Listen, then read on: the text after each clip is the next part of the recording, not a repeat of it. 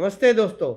फिल्मी दृष्टिकोण के इस एपिसोड में हम आपको बताएंगे कि अमर अकबर एंथनी का आइडिया मनमोहन देसाई जी की वाइफ को कैसे आया, कैसे मनमोहन देसाई जी ने पहले अमिताभ बच्चन के बारे में बोला कि वो सिर्फ एक ही रोल अमिताभ बच्चन जी को दे सकते हैं और वो है चिकन रोल, और मूवी की पूरी शूटिंग होने के बाद में मनमोहन देसाई जी का अमिताभ बच्चन के बारे में क्या व्यू था। हम ये भी बताना चाहेंगे कि क्यों मनमोहन देसाई जी इस मूवी की रिलीज से पहले बहुत नर्वस थे और ऐसा क्या कारण था कि मनमोहन देसाई जी ने इस मूवी में बहुत ही कम पैसा लगाया। हम फिल्म अमर अकबर एंथनी की ऐसी बहुत सारी अनसुनी बातों के बारे में आपको इस एपिसोड में बताना चाहेंगे। मनमोहन देसाई जी की पत्नी, उन्होंने ये स्टोरी आइडिया मनमोहन देसाई जी को दिया। एक्चुअली उन्होंने एक न्यूज़ क्लिपिंग देखी जिसमें बताया गया था कि किस तरह एक शराबी आदमी जैक्सन, जो कि अपनी ज़िंदगी से परेशान था और जिसे लगता था कि वह अपने बच्चों को अच्छी ज़िंदगी नहीं दे सकता, उसने कैसे अपने 3 बच्चों को पार्क में अकेला छोड़ दिया। और जब मनमोहन देसाई जी को ये स्टोरी आइडिया मिला, उसी दिन प्रयागराज जी, जो कि एक लेखक थे, वह मनमोहन देसाई जी के बंगले में आए और उन्होंने मनमोहन देसाई जी को बताया कि उन्हें उनके फार्म हाउस की चाबी चाहिए जिसमें वह जाकर अपनी फैमिली के साथ कुछ टाइम बिताना चाहेंगे। मनमोहन देसाई जी ने ये आइडिया प्रयागराज जी को बताया तो उन्होंने अपना ये टूर कैंसिल कर दिया और पूरा दिन उन्होंने मनमोहन देसाई जी के साथ बिताया और उन दोनों ने मिलकर ये स्क्रिप्ट लिखी। अगर आप नोट करेंगे, लगभग 10 वर्षों तक मनमोहन देसाई जी ने फिल्मों को डायरेक्ट किया और अमर अकबर एंथनी के साथ उन्होंने ना केवल इस मूवी को डायरेक्ट किया बल्कि अपनी प्रोडक्शन कंपनी भी स्टार्ट की। बाद में उन्होंने नसीब, कुली, मर्द, अल्लाह रखा, तूफान और अनमोल का निर्माण भी किया। मनमोहन देसाई जी पहली बार अमिताभ बच्चन जी को कैसे मिले और उनकी क्या रिएक्शन थी, इसकी स्टोरी भी बड़ी इंटरेस्टिंग है। अब इसमें कितनी सच्चाई है मैं ये तो नहीं बता सकता, बट ये किस्सा काफ़ी मशहूर है। मनमोहन देसाई जी को अमिताभ बच्चन जी से इंट्रोड्यूस कराया सलीम जावेद जी की जोड़ी ने, लेकिन मनमोहन देसाई जी अमिताभ बच्चन जी से बिल्कुल भी इम्प्रेस नहीं हुए, बल्कि उन्होंने बोला the only role I will ever offer him is a chicken roll. इंसान का वक्त बदलता है तो लोगों की राय भी उसके बारे में बदल जाती है, और यही मनमोहन देसाई जी जिन्होंने अमिताभ बच्चन जी के बारे में ये डायलॉग बोला। बाद में उन्होंने अमर अकबर एंथनी मूवी की शूटिंग के दौरान अमिताभ बच्चन जी को बोला कि अमिताभ बच्चन जी चाहें तो वो उन्हें छोड़ सकते हैं, लेकिन वो अमिताभ बच्चन जी को कभी नहीं छोड़ेंगे। इससे पहले मनमोहन देसाई जी ने धर्मेंद्र के साथ एक मूवी बनाई थी चाचा भतीजा, और चाचा भतीजा की शूटिंग के दौरान ही मनमोहन देसाई जी ने धर्मेंद्र जी को अप्रोच किया क्योंकि वो उससे काफ़ी इम्प्रेस हुए और उन्होंने उन्हें अमर का रोल ऑफर किया। लेकिन धर्मेंद्र जी ने उन दिनों ये डिसाइड किया कि वो काफ़ी बिजी हैं और वो थोड़ी कम मूवीज़ करना चाहेंगे, तो उन्होंने मनमोहन देसाई जी को ये रोल करने से मना कर दिया। मनमोहन देसाई जी को ये बात काफ़ी बुरी लगी। शायद यही कारण है कि उन्होंने धर्मेंद्र जी के साथ कोई मूवी नहीं की। इसी टाइम उन्होंने विनोद खन्ना जी को इस रोल के लिए साइन किया। मुझे ऐसा लगता है कि धर्मेंद्र जी को बाद में थोड़ा अफसोस तो हुआ होगा कि उन्होंने एक काफ़ी अच्छी मूवी मिस कर दी, लेकिन कुछ भी कहें, अमर अकबर एंथनी मूवी बॉलीवुड की टॉप 10 मूवीज़ में से एक है। हम ऐसा नहीं कह रहे कि ये मूवी एक बेहतरीन सिनेमा है, but definitely Amar Akbar Anthony एक बहुत ही अच्छी एंटरटेनिंग कमर्शियल मूवी है। हम एक बात और बताना चाहेंगे कि विनोद खन्ना जी, जिन्होंने अमिताभ बच्चन जी के बड़े भाई का रोल अदा किया, वो एक्चुअली अमिताभ बच्चन जी से 4 साल छोटे हैं। जब मनमोहन देसाई जी ने विनोद खन्ना जी को इस मूवी के लिए लिया तो उन्होंने ऐसा सोचा कि ये रोल काफ़ी सीरियस है, तो उनको ये लगा कि इसमें विनोद खन्ना जी के लिए हीरोइन की कोई ज़रूरत नहीं है। लेकिन विनोद खन्ना जी ने काफ़ी इंसिस्ट किया कि उनके लिए भी इस मूवी में हीरोइन होनी चाहिए। तो काफ़ी सोचने के बाद मनमोहन देसाई जी ने शबाना आजमी को साइन किया और उनके लिए एक साइड स्टोरी भी लिखी। मनमोहन देसाई जी को ऐसा लगता था कि ये फिल्म कभी हिट नहीं होगी, इसलिए उन्होंने इस मूवी पर काफ़ी कम पैसा लगाया।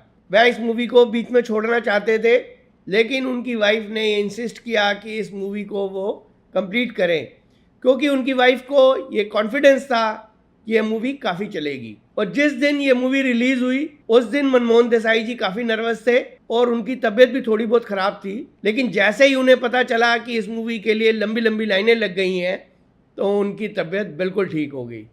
This was Manmohan Desai's third blockbuster in that year.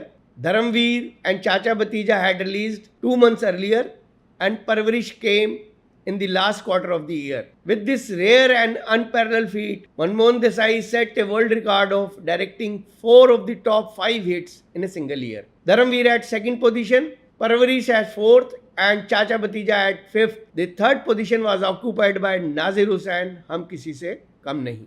इस मूवी ने लॉजिक की पूरी तरह धज्जियां उड़ा दी, चाहे वो सीन हो जिसमें तीनों भाई इकट्ठे होकर अपनी माँ को खून दे रहे हैं, या साईं बाबा द्वारा निरूपा राय जी की दृष्टि वापस आना, या शबाना आजमी जी का परवीन बाबी का कलाई पकड़कर ये जानना कि वो प्रेग्नेंट हैं या नहीं।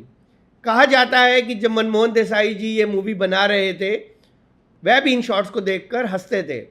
उन्हें लगता नहीं था कि ये मूवी लोगों को पसंद आएगी, पर लोगों ने किसी तरह के लॉजिक पर ध्यान नहीं दिया और उन्होंने इस मूवी की एंटरटेनमेंट वैल्यू को देखा, और ये मूवी क्योंकि बहुत ही एंटरटेनिंग थी और ये मूवी एक सुपरहिट मूवी साबित हुई। इस मूवी में अमिताभ बच्चन जी का पहले नाम एंथनी फर्नांडिस था, पर जब मनमोहन देसाई जी ने लक्ष्मीकांत प्यारेलाल जी से डिस्कस किया तो लक्ष्मीकांत प्यारेलाल जी ये चाहते थे इसमें अमिताभ बच्चन जी का नाम एंथनी गोंजाल्विस हो, क्योंकि वो एंथनी गोंजाल्विस जो कि उनके गुरु रह चुके हैं, उनको एक गाना डेडिकेट करना चाहते थे, और ये गाना था my name is Anthony Gonsalves. अब हम आपको ये बताना चाहेंगे कि इस मूवी ने बिजनेस कितना किया।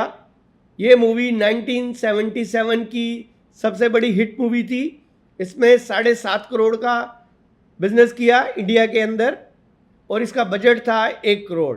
And this movie is considered to be all time blockbuster, क्योंकि इस मूवी को तकरीबन 4 करोड़ लोगों ने देखा, और 4 करोड़ का फुटफॉल काफ़ी अच्छा फुटफॉल माना जाता है। आज अगर एक मूवी का फुटफॉल 1 करोड़ भी होता है तो वो मूवी बहुत बड़ी सुपरहिट मानी जाती है। फिल्म फेयर अवार्ड्स में भी इस मूवी ने काफ़ी अच्छी परफॉर्मेंस दी। इसमें बेस्ट एक्टर का अवार्ड अमिताभ बच्चन जी को मिला, बेस्ट म्यूजिक डायरेक्टर का अवार्ड लक्ष्मीकांत प्यारेलाल जी को मिला, बेस्ट एडिटिंग का अवार्ड कमलाकर जी को मिला। इसके अलावा बेस्ट फिल्म के लिए, बेस्ट डायरेक्टर के लिए और बेस्ट लिरिसिस्ट और बेस्ट प्लेबैक सिंगर के लिए ये मूवी नॉमिनेट हुई, लेकिन वो अवार्ड्स इन नॉमिनेशंस को नहीं मिले। जहाँ तक गानों का संबंध है, लक्ष्मीकांत प्यारेलाल जी ने बहुत ही अच्छा म्यूज़िक इस मूवी के लिए दिया। ज़्यादातर गाने उन्होंने मोहम्मद रफ़ी जी से गवाए। किशोर कुमार जी ने 2 ही गाने गाए। एक गाना था my name is Anthony Gonsalves और दूसरा गाना था आमर अकबर एंथनी, और उनका साथ दिया इस गाने के लिए महेंद्र कपूर जी ने और शैलेंद्र सिंह जी ने। सब लोग ये जानते हैं कि इस मूवी का गाना पर्दा है पर्दा मोहम्मद रफ़ी जी ने गाया। शायद बहुत ही कम लोग ये जानते हैं कि पर्दा है पर्दा में अमित कुमार जी ने भी थोड़ा सा गाना गाया। एक्चुअली इसमें अमिताभ बच्चन जी ऋषि कपूर का थोड़ा सा साथ देते हैं और वो पोर्शन अमित कुमार जी ने गाया। इस मूवी की एक खासियत और भी है कि लक्ष्मीकांत प्यारेलाल जी ने इसके एक गाने में किशोर कुमार जी, मोहम्मद रफ़ी जी और मुकेश जी के आवाज़ को यूज़ किया, और इसके अलावा लता जी ने भी इस गाने को गाया। ये बहुत ही रेयर इंसिडेंस है जब इंडिया के 3 बेहतरीन सिंगर्स मोहम्मद रफ़ी जी, किशोर कुमार जी और मुकेश जी ने मिलकर कोई गाना गाया हो। हम ये उम्मीद करते हैं कि आपको अमर अकबर एंथनी की कुछ अनसुनी, अनकही, खट्टी मीठी बातों को सुनकर बहुत ही मज़ा आया होगा। हो सकता है कि इसके अलावा कुछ ऐसी भी बातें हों जो हमें ना पता हो या हम मिस कर गए हों, तो आप लोग कमेंट सेक्शन में हमें बता सकते हैं। हमारा मकसद केवल मनोरंजन ही है, हमारा मकसद किसी का दिल दुखाने का नहीं है। अगर किसी बात से आपके मन को ठेस पहुंची हो तो इसके लिए हम पहले से ही आपसे माफ़ी मांगते हैं। अगर आपको हमारा ये प्रोग्राम अच्छा लगा है तो आप हमारे इस एपिसोड को लाइक करें, हमारे चैनल को सब्सक्राइब करें। हम अगले एपिसोड के साथ किसी नई मूवी की खट्टी मीठी बातों को लेकर आपके सामने फिर हाजिर होंगे। तब तक के लिए नमस्कार, धन्यवाद।